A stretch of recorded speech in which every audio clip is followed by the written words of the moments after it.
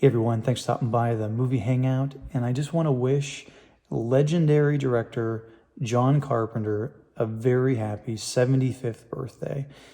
Yesterday was his 75th birthday, and it's hard to believe that, it's hard to believe this guy has been making movies for as long as he has. In my opinion, he hasn't made enough. He hasn't made a movie in a long, long time. And I hope that he goes back to doing the type of work he did in the late 70s all the way to the early 90s. But before I jump into some of these amazing films that he made throughout the years that I love the most, go on over, hit that subscribe button, hit the notification bell, comment, and like this video. Okay, so January 16th, 1948, a day that will live on forever. It's when John Carpenter was born. So I'm going to take a look at some of the work that he's produced over the years. Now, if he never makes another movie again, his career is still going to be very memorable. It's going to, you just can't deny that these films are absolutely amazing. So, of course, you got the original Halloween movie. Everybody has seen it. There have been countless movies that have been kind of birthed out of that crazy man with a mask slasher film. The Scream movies, you name it. There's so many out there. The Thing, another great one. Escape from New York, Vampires. A lot of people don't like that movie, but I particularly love it because it's kind of a fresh take on the vampire lore. And plus, it's got James Woods. You can't go wrong with James Woods, right? And then you got They Live, which is almost like a prophetic work. I went through that film, I think it was about a year ago, and it's amazing how many things that were made in 1988 in that movie pertain to today even more than when the film was actually made. The Fog came out in 1980. To me,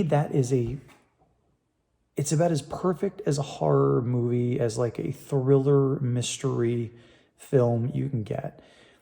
And I don't think it's really thought of that way, but it very much is like a mystery horror film. Great practical effects, fantastic editing, and just the use of the fog itself. It's not CGI, all done in camera effects. They use like models and all these other tricks, and I just think it looks superior to the remake. Big Trouble Little China, one of my favorite Kurt Russell films. It's a fun action-adventure film. Prince of Darkness, in many ways, kind of a groundbreaking type of film. There's a little bit of like a found footage like element to it in some parts. Great effects, great makeup. Halloween 2, probably one of the best horror sequels ever made.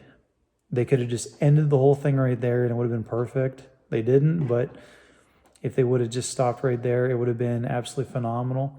I also love Christine. You would think that a film about a possessed car would be like the lamest movie ever made, but no. It's originally from a Stephen King novel, but John Carpenter directed it, and in my opinion, I think that the movie just works, and it holds up after all this time. Elvis, starring Kurt Russell again. You can see a common theme here. He always has Kurt Russell in a lot of his films, and he brings back a lot of the actors from a lot of his movies into throughout his career, which I really like.